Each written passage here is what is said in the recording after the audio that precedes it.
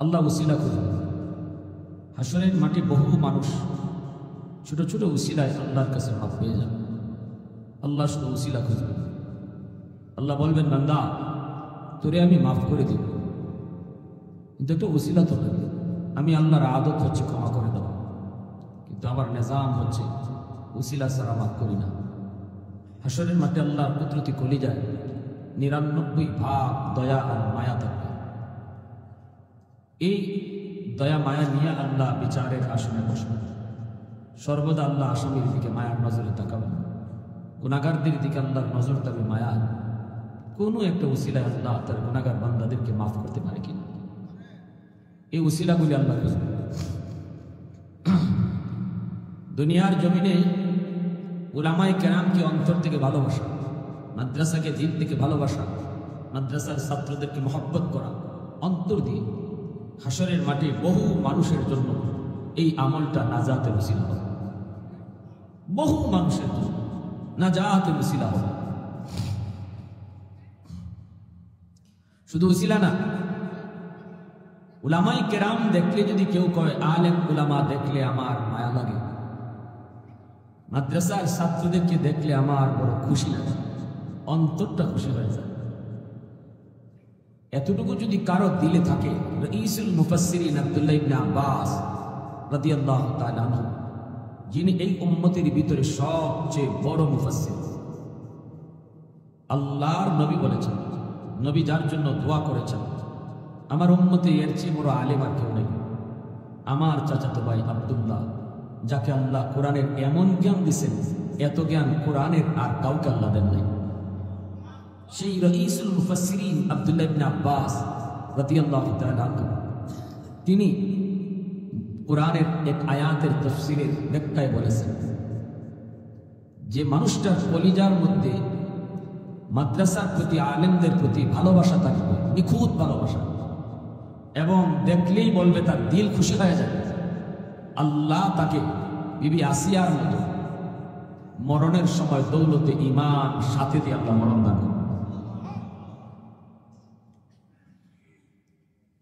আর যদি কেউ কয় মোল্লা মুন্সি ভাল লাগে না, মৌলবীরাই দেশটারে খাইল, এমন কথা কয় কি কয় না? সে যত বড় হাজি সাহেব হোক, সে যত বড় গাজী হোক, তার কপালে যত বড় নামাজের দাগ থাক, সেজদার দাগ থাক, আমার কথা রাইসুল মুফাসসিরিন আব্দুল্লাহ ইবনে আব্বাস রাদিয়াল্লাহু তাআলা আনহু বলেন, শুধু এতটুকু দিলের ভিতরে তার মাদ্রাসার প্রতি, আলেমদের প্রতি বিদ্বেষ থাকার কারণে মৌতের সময় ফেরাউনের মতো বেঈমান হয়ে পড়ল। তিনি বলেন, আমার কথা যদি তোমাদের বিশ্বাস না হয়, তার কবর খুঁদো। এভাবে বলছে, কবর খুঁদো, কবর খুঁজতে দেখো তার মুখ তোমরা রাখছিলা কিবলার দিকে। আমি আব্দুল্লাহ বলতেছি, খোদার কসম, তার চেহারা কিবলার দিকে নাই, আল্লাহ কিবলা থেকে তার চেহারা ঘুরে রাখছে। কোন আয়াতের প্রেক্ষিতে? মুসা আলাইহিস সালামকে দেখিয়া বিবি আসিয়া বলছিলেন, ফেরাউনকে দেখো, দেখো বাচ্চাটা কত সুন্দর, নদীর ঘাটে পাইছি, কত মায়া লাগতেছে, চেহারাটা কত মায়া, আমার দিলটা খুশি হয়ে গেছে। আল্লাহ আসিয়া, তুমি আমার নবীরে দেখতে কইছো তোমার মায়া লাগে, দেও আমারও তোমারে মায়া লাগছে। তুমি যে আমার নবীর চেহারা দেখে খুশি হইছো, এর পুরস্কার হিসাবে আমি আল্লাহ তোমাকে মরণের সময় জান্নাত দেখায় দেখায় মরণ দেব। আর ফেরাউন কইছিল, আমার ভাল লাগে না, আমার ডর লাগে, এই বাচ্চাই নিয়ে আবার হিডিয়া, ঠিক না? ওই যে জ্যোতিষীরা কইছে বাচ্চার হাতে ক্ষমতা যাইব, তুমি তো নদীর ঘাট থেকে পায়ে আনছো, কিন্তু আমার তো ভয় লাগে, আমার ভাল লাগে না, আমার তো ডর, ইডেও নিয়ে আবার হিডিয়া। ওই যে ফেরাউন কইছিল আমার ভাল লাগে না, এজন্য আল্লাহ ফেরাউনকে দৌলতে ঈমান দেয় নাই, বেঈমান করে আল্লাহ পাক বিদায় করছে।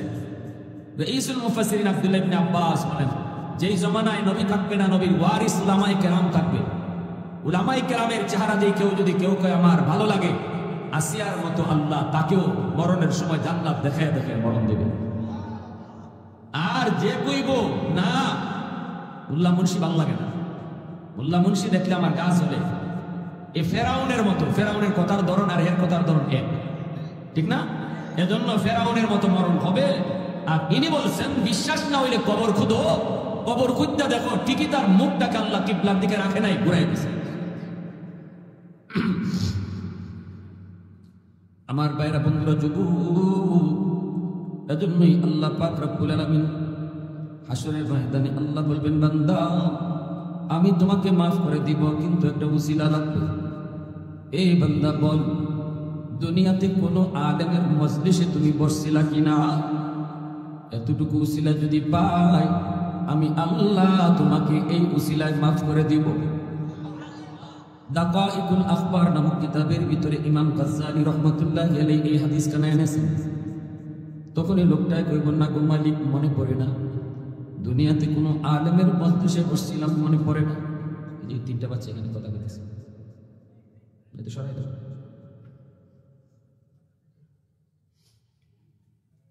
না গো মালিক, মনে পড়ে না। আল্লাহ পাক বলবে, বান্দা তাহলে বলো, দুনিয়াতে কোনো আলেমের সাথে এক দস্তরখানায় বৈশা জীবনে খানা খাইছনি? এতটুকু উসিলাও যদি আমি পাই, আমি তোমাকে মাফ করে দেব। আওয়াজ আস্তে, সুবহানাল্লাহ, আরেকটু আস্তে, আরো জোরে, আরো জোরে, সুবহানাল্লাহ। তখনও বলবে, না গো মালিক, মনে পড়ে না, মনে পড়ে না। এইবার আল্লাহ পাক বলবে, তাহলে বলো, এমন কোন ঘরে তুমি থাকছো কিনা যে ঘরে আগে কোনো আলেম থাকতো? তখনও বলবে, না, মনে পড়ে না। আল্লাহ পাক তখন বলবে, তাহলে বলো, তোমার কোনো সন্তানের নাম কোনো আলেমের নামে নাম রাখছো কিনা? এ বান্দা বল, দুনিয়ার জমিনে সন্তানের নাম কোন আলেমের নামে যদি নাম রেখে থাকো, এই উসিলাটা পাইলো আমি আল্লাহ তোমাকে মাফ করে দিব। এর যুবক, এজন্য সন্তানের নামটাও অনেক বড় একটা নাজাতের বিষয়, খামখেয়ালি কোনো বিষয় নয়। মন চাইলাম নাম রেখে দিলাম না, উলামায়ে কেরামের সাথে পরামর্শ করো, উলামায়ে কেরামের পরামর্শ নিয়ে সন্তানের নাম রাখো। কারণ কিয়ামতের ময়দানে সন্তানের নামের উসিলাটাও নাজাতের উসিলা হবে। দেখো এ যুবক, ওই লোকটা তখনও কইব, না গো আল্লাহ, মনে পড়ে না, দুনিয়াতে কোনো আলেমের নামে নাম রাখি নেই, নাম রাখার ব্যাপারও আমি ছিলাম গাফেল। পরিবারের কথায়, বাচ্চার নানার কথায় নানির কথা, বাচ্চার খালার কথায় খালুর কথায় নাম রাখছি, আলেম উলামার পরামর্শ নেই, কোনো আলেমের নামে সন্তানের নামও রাখি নেই। আল্লাহ পাক বলবে, বান্দা তোরে তো আমি মাফ করতে চাই, কিন্তু উসিলা তো পাই না। এবার আল্লাহ বলবে, ফেরেশতারা ওরে জিগাও, দুনিয়ার জমিনে এমন কোন বন্ধু তার ছিল কিনা যেই বন্ধু আলেমদেরকে মহব্বত করত? দুনিয়ার জমিনে এমন কোন বন্ধু তার ছিল কিনা যেই বন্ধু রামপুর হাফিজিয়া দারুল কুরআন কোরআন কওমি মাদ্রাসায় আসা যাওয়া করত, মসজিদের ইমাম মুয়াজ্জিনের সাথে সম্পর্ক রাখত? এমন কোন বন্ধু তার ছিল কিনা যেই বন্ধু দারুল কুরআন মাদ্রাসার ছাত্রদেরকে বড় ভালোবাসত, মাদ্রাসার ছাত্র উস্তাদের খবর নিত? এমন কোন বন্ধু তার দুনিয়াতে ছিল কিনা?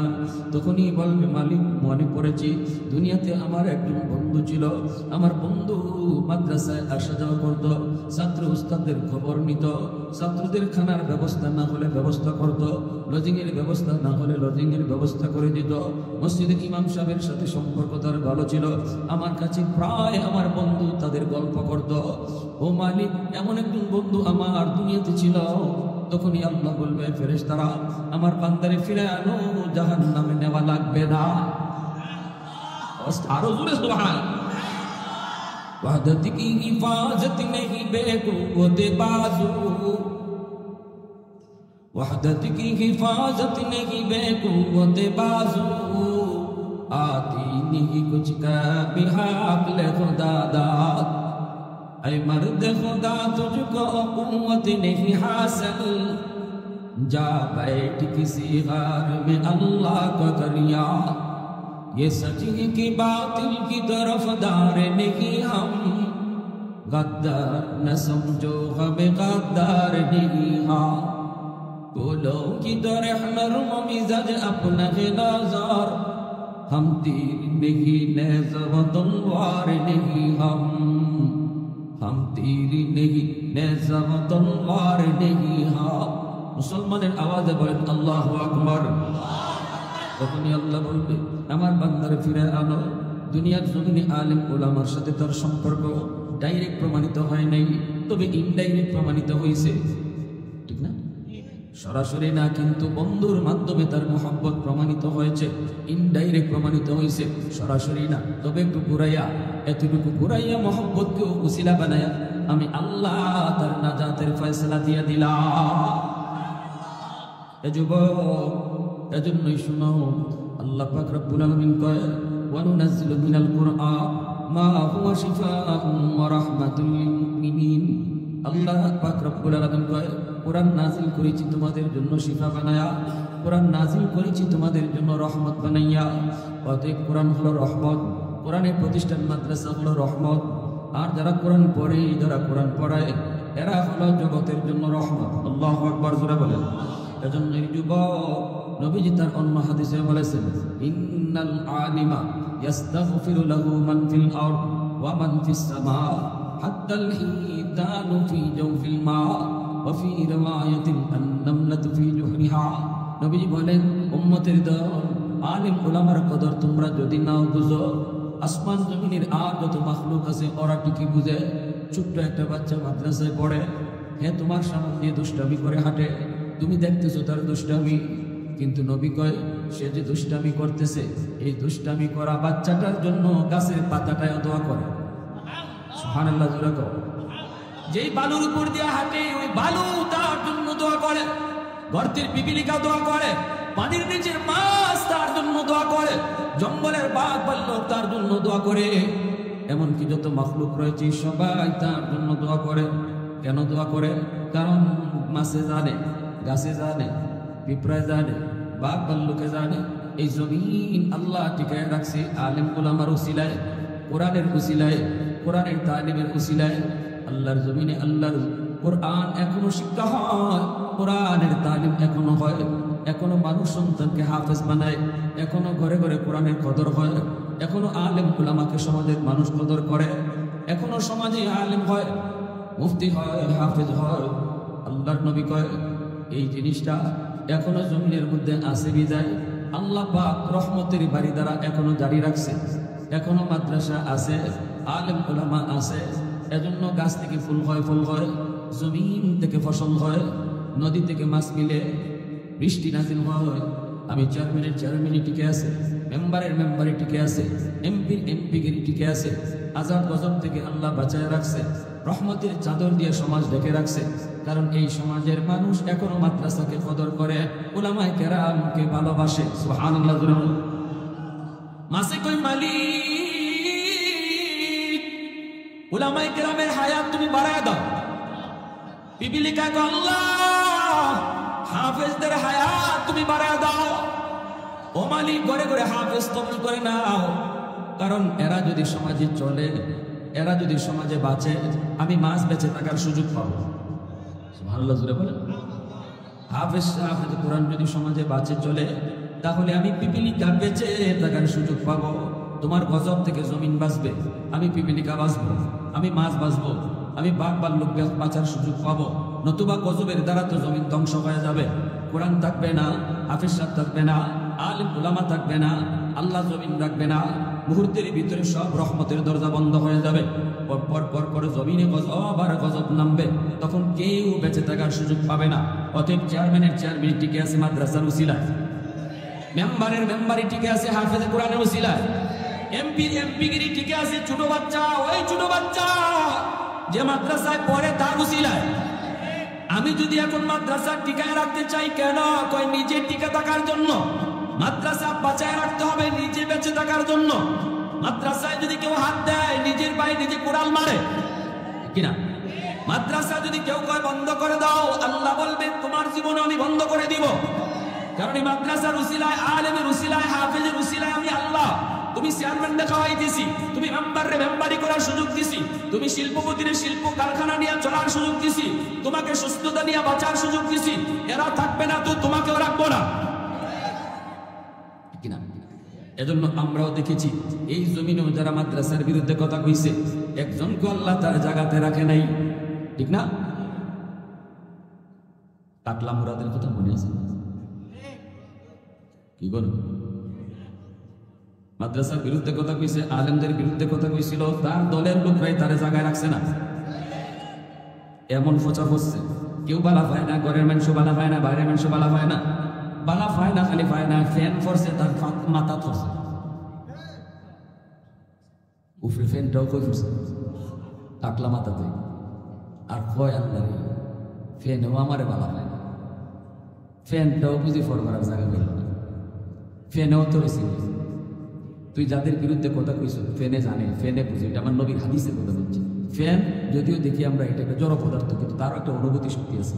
রসুল তো এই কথা কইছেন না যে ফ্যানে আলেমুল আমার কদর বুঝে না। রসুল কয় আসমান জমিনে যা দেখতেছ সবাই আলেমদেরকে চিনি। তুই যে আলেমের বিরুদ্ধে কথা কইছ, তুই যে কত বড় জালেম এটা ফ্যানে বুঝে, এজন্যই বুঝছই তোর মাথা ফুসছে, ঠিক না? এজন্য আমার ভাইরা একটু মনোযোগ দিয়ে কথাটা বোঝার চেষ্টা করো। মাদ্রাসা কেউ টিকায় রাখার অর্থ এই নয় যে আমি মাদ্রাসা টিকায় রাখছি, লক্ষ লক্ষ টাকা মাদ্রাসায় দান করি, আমার খাতিরে মাদ্রাসা টিকে আছে। না না, কথাটা এমন নয়। আমার নবীর হাদিস বলে তুমি বলবা মাদ্রাসার উসিলায় আল্লাহ আমাকে টিকায় রাখছে।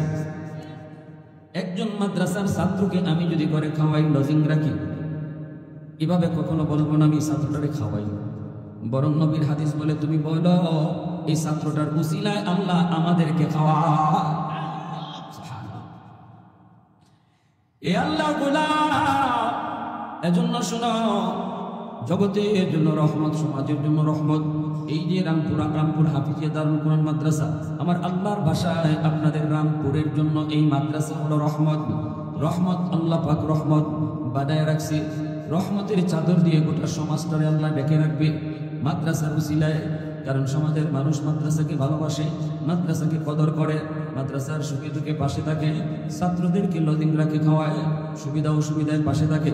রাসূল কয় চার দল মানুষ হলো জান্নাতি মানুষ, কুন আলিমান আও মুতাআল্লিমান আও মুহিব্বান আও মুঈনান ফালা তাকুন খামিসা। হয় তুমি আলেম হও, নয় তুমি তালেবে ইলম হও, নয় তুমি আলেমদেরকে মহব্বত করো, আলেম উলামাকে সাহায্য সহযোগিতা করো। রাসূল কয় চার দল মানুষ হলো জান্নাতি মানুষ, ফালা তাকুন খামিসা, 5 নম্বর দলে কেউ যেও না। অর্থাৎ আলেমদের প্রতি বিদ্বেষ রাখো না, মাদ্রাসার প্রতি বিদ্বেষ রাখো না। আমরা যারা এখানে আসছি বসছি, আলহামদুলিল্লাহ আমরা 4 দলের ভিতরেই সবাই আছি, ঠিক না? কেউ আলেম, কেউ ছাত্র, কেউ মহব্বত করেছেন, কেউ মহব্বতও রাখছেন, আবার সুযোগ পাইলে সহযোগিতা করার নিয়ত লেওয়াইছে, ঠিক কিনা?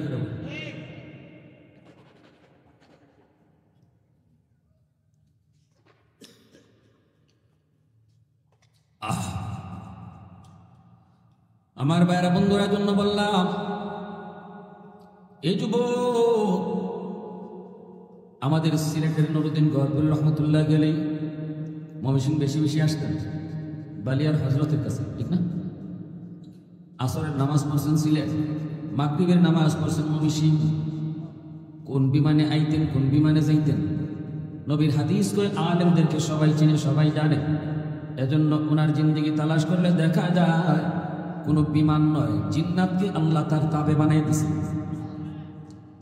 এই ময়মনসিংহ, এই সিলেট, কোন বিমানে? আল্লাহর বিমানে।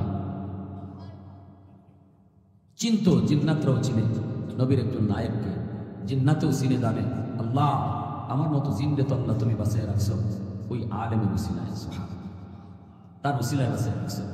সপ্তাহখানেক ব্যাপী তফসির হয় সোনারগঞ্জ হবিগঞ্জের আমাদের এলাকায়। বয়ান করলাম, গরফুরি সাহেবের কথা আইছে, হুজুররা বলতেছে হুজুর গরফুরি সাহেব যতদিন জীবিত আসলেন আমাদের এই তফসিরে বয়ান করছেন, আপনি যেখানে চেয়ারে বসা, বলতেছেন যে আমি থাকবো আজকে। আমরাও রাখলাম। রাত 2টার সময় উঠে বলতেছে যে না আমি চলে যাবো, ফজরের পরে আমার বুখারীর ক্লাস আছে, আমি ক্লাসে চলে যাব, আমি রাত্রে চলে যাব। 2টার সময় এখন গাড়ি পাই কই, কেমনে হুজুরে পাঠাবো? আমরা তো টেনশনে, হুজুর এত রাত্রে তো গাড়ি পাবো না, পাঠাইবো কেমনে? হুজুর বলতেছে আমি কি তোমাদেরকে বলছি আমাকে পাঠাও? আমি বলছি আমি চলে যাব। হুজুরা বলতেছে হুজুরের পিছনে পিছনে আমরা ছুটলাম, হুজুর নিচে নামলেন, কেউ সাহস নাই সামনে যাওয়ার, লাঠি হাতে, একটু কথা বললেই বাড়ি শুরু করবে। আমরা পিছনে পিছনে ভয়ে কাঁপতেছি। মেইন রোডে যায় হুজুর দাঁড়ালেন, লাঠি দিয়ে বল দিয়ে দাঁড়ায় আছেন। পুরা শহর নিজুম, পুরা শহরটা একদম নীরব নিস্তব্ধ, কোনো আওয়াজ নাই, রিক্সা নাই, গাড়ি নাই, টাড়ি নাই, কিছুই নাই। কেমনে হুজুর এত রাত্রে তিনি যাবেন ঘরপুর? এত দূরের রাস্তা প্রায় 2-2.5 ঘন্টা লাগবে। রাত 2টা বাজে কেমন করে যাবেন? আমরাই বা কেমনে পাঠাবো? আমাদেরকে তো হুজুর নিষেধ করছেন, আমি তো তোমাদেরকে বলি নাই পাঠাও, আমি বলছি আমি চলে যাব। দাঁড়ায় রয়েছি রাস্তায়, হঠাৎ করে দেখি একটা সাদা রঙের প্রাইভেট কার শাহ ডাকায়া হুজুরের সামনে হাজির। তাকায় দেখলাম ড্রাইভারের মাথায় সাদা পাগড়ি, পরনে সাদা জুব্বা, মুখে সুন্নতি দাড়ি।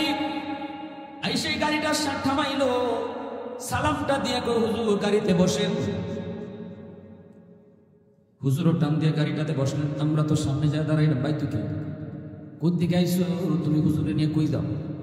তোমাকে কোনোদিন তো আমাদের এলাকায় আমরা দেখি নেই। এই গাড়িটা তুমি কোন গ্যারেজে রাখো? কোথেকে তুমি আইসো? ঠিকানাটা বলো। কোনো জবাবই দেয় না ড্রাইভারে। আমরাও গাড়ি ছাড়ি না, আমাদের তো একটু বোঝা দরকার আছে। কই নিয়ে দেয়? দুশ্মনও তো হইতে পারে, নিয়ে ক্ষতিও তো করতে পারে। আলে বলে আমার দুশ্মন আসেনি না? জোরে বলেন। শাইখে কাতিয়া রহমতুল্লাহ আলাইহি আজকে দুনিয়ায় নেই। শাইখ আমিনুদ্দিন কুতবুল আলম শাইখুল ইসলাম হুসাইন আহমদ মাদানী রহমতুল্লাহ আলাইহি কলিজা। হায় হায়, এত আদর করছে। আমি যে মাদ্রাসায় পড়ালেখা করছি এই সিলেটের ভাটি অঞ্চলে, উনার কারণে কোনো গান বাজনা করাইতে পারে না, এক্সিবিশন হইতে পারে না, যাত্রা প্যান্ডেল হয় না। যেখানেই শুনে হুজুরে এখানে যাত্রা হইব, হুজুরকে রাত নাই দিন নাই, কেমনে হাজির হয়, কেমনে যায় কেউ কিছু বুঝে না। ওই কেউ হাজির হইয়া এমন গরম তবিয়তা ছিল, যাইয়েই উনি সোজা স্টেজে উঠত। স্টেজে উঠতে দেয় 1 টিন কেরাসিন, একটা মেস, কও যাত্রা শেষ। এমন জজবা ছিল। আল্লাহ মহিলা যেটা গান গাওয়ার জন্য আইতো, এতে কোন পায় যে কোনটা দৌড়ে ভাঙত। এজন্য এই বন্ডারা হুজুরের প্রতি খুব ক্ষেপা আছে। প্রচন্ড বর্ষার সিজন, বন্যা চলতেছিলেন। ডাকাতের দল এই বন্ডরা চিন্তা করছে হুজুরে মারবো, কেমনে নিব। আসছে হুজুরের কাছে নৌকালিয়া মাদ্রাসায়, এসে হুজুর আমাদের এলাকায় বহুত বড় একটা দ্বন্দ্ব, আপনি যদি না যান 2 দলে মারামারি করে খুনাখুনি হবে। হুজুরে আপনি দ্রুত যেতে হবে, আর আপনি গেলে পরে মনে হয় মাঠটা থামবে, একটু দয়া করে যদি আইতেন। আর হুজুরের বৈশিষ্ট্য এটা ছিল, কোনোখানে মাইক হবে, ঝগড়া হবে, এটা শুনলে হুজুর সবার আগে এখানে চলে যেতেন। আর উনি যেখানে গিয়ে হাজির হইতেন সাথে সাথে মাইক দাঙ্গা বন্ধ। হুজুর এখানে গেছে, যাওয়ার আগে হুজুর বলতেছে ঠিক আছে চলো চলো চলো ভাই। আর কেউ কিছু না কেউ নৌকা উঠে গেছে।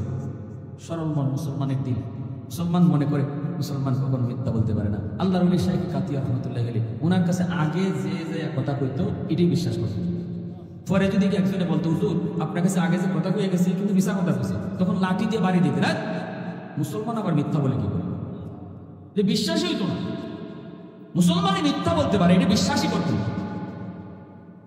নৌকা উঠলে ডাকাতের দল নৌকা নিয়ে রওনা দিল। বিশাল বড় সিলেটের হাওর, সুনামগঞ্জের হাওর।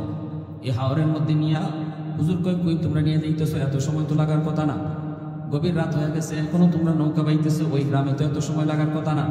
মৌলবী সুফসাফ হইত নজরুল্লাহ, আমরা মায়ের বাংলাতে আনি নাই, তোমার আজকে খুন করবো, তোমার কল্লা কেটে নদীর ফলাই। বিশাল বড় হাওর, পানি থই থই, কোন দিকে কোন গ্রাম কিছুই বোঝা যায় না, খালি পানি আর পানি।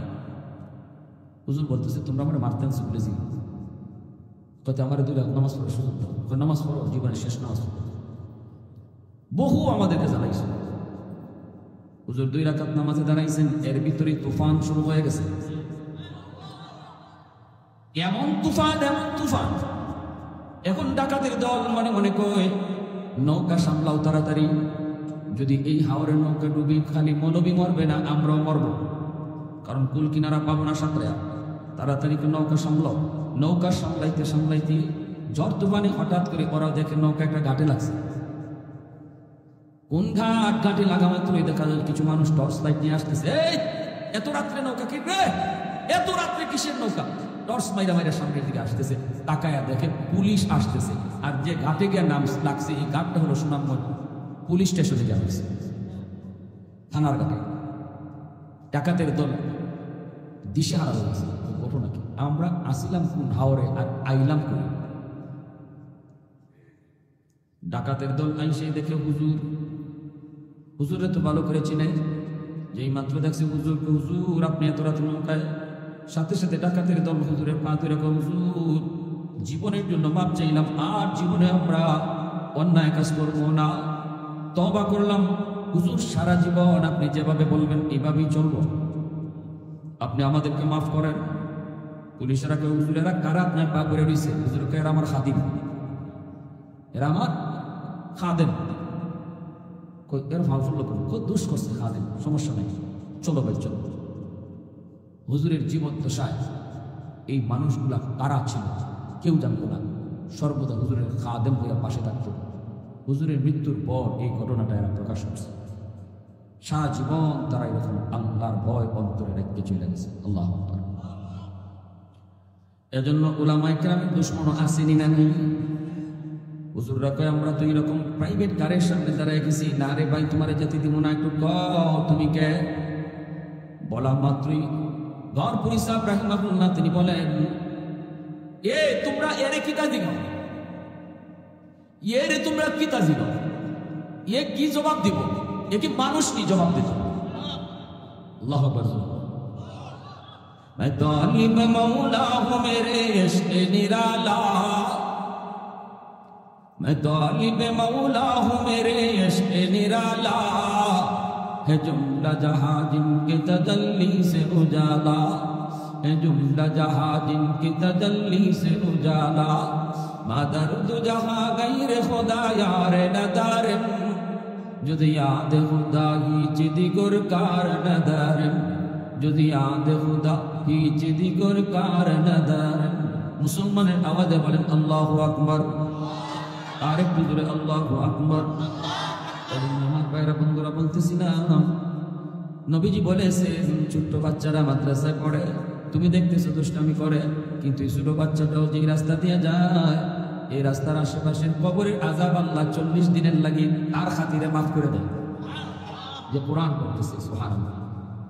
ফেরেশতারা তার প্রতিটা কদমের পায়ের নিচে নিচে পর বিছায় রাখে। আমি আপনি দেখি তার পায়ের নিচে বালু, কিন্তু নবী কয়, আমি নবী বলতেছি তার পায়ের নিচে ফেরেশতাদের ডানা। সুবহানাল্লাহ। আমি আমার আপনার দেখাটা ঠিক না নবীর দেখা ঠিক? জোরে বলেন, আমার দেখাটা ঠিক না নবীর দেখাটা ঠিক? আমার রাসূল কয়, না আমি রাসূল বলতেছি তার পায়ের নিচে ফেরেশতাদের ডানা। আল্লাহ। এজন্য দুনিয়ার জমিনে তার মাথায় পাগড়ি পরাবে দুনিয়ার মানুষ। আজকে এই ছেলেটা হাফেজ হওয়ার পর তার মাথায় পাগড়ি পরাইবেন আপনারা, পাগড়ি পরাইবেন তার উস্তাদগণ, পাগড়ি পরাইব আমরা, কিন্তু কিয়ামতের ময়দানে তার মা তার বাবা তাদের মাথায় পাগড়ি পরাইবেন আল্লাহ নিজের হাতে। মান কারা আল কুরআন ওয়া আমিলা বিমা ফিহি উলবিসা ওয়ালিদাহু তাজান ইয়াউমাল কিয়ামা দাউহু আহসানু মিন দাউইশ শামস। নবীজি বলেন কিয়ামতের ময়দানে আল্লাহ পাক রব্বুল আলামিন হাতের মধ্যে কিছু পাগড়ি নিয়ে আল্লাহ দাঁড়ায় থাকবে, আর ঘোষণা দিবি কই বাপ মারা, নবীর মা বাবা এসে খুব আল্লাহ আমরা অমুক নবীর আব্বা অমুক নবীর আম্মা। আল্লাহ বলবেন আমি কোন নবীর বাপ মারে খুঁজি না। হঠাৎ করে একজন হাফেজের বাবা আদমের মা আয়েশা কই আল্লাহ আমি অমুক হাফেজে কোরআনের মা। ও মালিক আমি অমুক হাফেজে কোরআনের বাবা। আল্লাহ পাক বলবেন আমি তো তোমাদেরকে খুঁজতেছি। দুনিয়ার জমিনে তুমি বাবা সমাজের বিরুদ্ধে সিদ্ধান্ত নিছো, সমাজের 100টা ছেলের ভিতরে 99টা ছেলে স্কুল কলেজের দিকে গেছে, বাপ মা ধৈরা ধরে স্কুলে নিয়ে ভর্তি করছে, তুমি বাবা উল্টা দিকে রওনা দিছো মাদ্রাসায়। আমি আল্লাহকে খুশি করার জন্য সমাজের কত মানুষ কত কথা তোমাকে কইছে মাদ্রাসায় ভর্তি করো না, মাদ্রাসায় পড়লে সার্টিফিকেট পাবে না, চাকরি পাবে না, কেমনে চলবে কেমনে খাবে, বউ পালবে কেমনে, কত কথা বলে তুমি বাপ মা শুনছো, এরপরও সমাজের কথায় তুমি কান দেও নাই। আমি আল্লাহকে খুশি করার জন্য সন্তান হাতে নিয়ে মাদ্রাসায় রওনা দিছো, কারণ তোমার দিলের ভিতরে ছিল রিজিক মানুষের হাতে না, রিজিক কার হাতে? আওয়াজ দিয়া কোন, আওয়াজ দিয়া কোন। দোকানে রিজিক দেয় না আল্লাহ দেয়, চাকরিতে রিজিক দেয় না আল্লাহ দেয়, ব্যবসায় রিজিক দেয় না আল্লাহ দেয়। আল্লাহ পাক কইব রিজিক আমার হাতে, রিজিক আমার হাতে। মানুষ পাঠানোর আগে আল্লাহ রিজিক পাঠাইয়া দিছে। এজন্য সন্তান দুনিয়াতে আসার আগেই দেখে আল্লাহ তার মার বুকে সন্তান দুধ পাঠাইয়া দিছে। কোন তো সন্তান দুনিয়াতে আগে আসে না তার খাওয়ান আগে আসে? মার বুকে দুধ আগে হয়। সন্তান আইয়া দুধের খুঁজে না, দুধ তার আগে আমরা রেডি হতে হবে। এজন্য আল্লাহ কাছে বান্দা কোন রিজিকের টেনশন তুই করিস, কোন রিজিকের টেনশন তুই এত পারবি? আমি তো তোর রিজিক তুই দুনিয়া যাওয়ার আগেই ফাটাই রাখছি, একদম মার পেট থেকে নিয়ে মরণ পর্যন্ত কোথায় তোর কোন অবস্থায় রিজিক আসবে এটা তুই আসার আগেই আমি ফাইনাল করে রাখছি। আল্লাহ পাক তখন ওই মা বাবারে কইব, দুনিয়ার মানুষের কথায় তুমি কান দেও নাই, তুমি দুনিয়ার মানুষের কথায় তুমি পড়ো নাই, বরং আমি আল্লাহকে খুশি করার জন্য সন্তান নিয়ে মাদ্রাসায় আইছো। ওই দিন আমি আল্লাহ তোমরা মা বাবার উপর খুশি হইয়া ওই দিনই তোমাদের জন্য ফাঁকরি বানায় রাখছি। সন্তান ফাঁকরি পড়বো দুনিয়ায়, আর তোমরা বাপ মা ফাঁকরি পড়বে পরকালে আখেরাতে। সন্তান পাগড়ি পরবো মানুষের হাতে, তোমরা বাপ মা পাগড়ি পরবে আমি আল্লাহর হাতে। আল্লাহর হাতে পাগড়ি পরার নিয়ত কার কার আছে? হাতের আল্লাহ দেখা।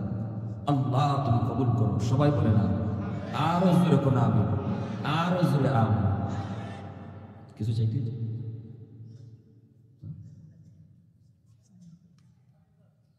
এখন আমি আপনাদের কাছে অনুরোধ করবো, যারা এখানে আসছি আমরা কেউ মহব্বত নিয়ে, কেউ মহব্বতের সাথে সাহায্য সহযোগিতা করার নিয়ত নিয়ে আসছি। আল্লাহ রসুল কাছে চারদল জান্নাতি দল। আল্লাহ যেন আমাদের আওলাদ থেকে হাফেজ আলেম বানায়, আমার রক্ত বংশ থেকে যেন আল্লাহ হাফেজ আলেম কবুল করে নেয়। আল্লাহ যেন হাসরের মাঠে আমার মাথায় নিজের হাতে পাগড়ি পরায়। আমি যেন আল্লাহর কাছ থেকে এতটা সম্মানী, এতটা সম্মান পাই, এই দিলের ভিতরে এই নিয়তটা রাখতে, শুধু এই দিলের ভিতরে এই নিয়তটা রাখেন। একজন ভাই সবার আগে বলেন, হুজুর আমি ইনশাআল্লাহ মাদ্রাসা